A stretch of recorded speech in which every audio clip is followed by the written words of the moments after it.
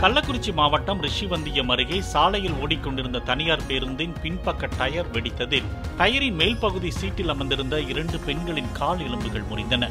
படுகாயமடைந்த இருவரும் மருத்துவமனைக்கு அழைத்துச் செல்லப்பட்ட நிலையில் போலீசார் விசாரித்து வருகின்றனர்.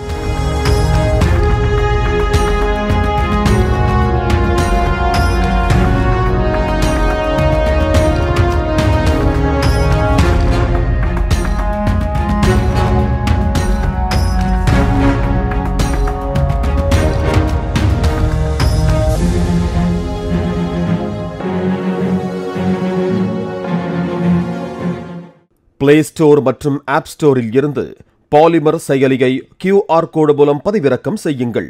செய்திகளை உடனுக்குடன் பெறுங்கள்.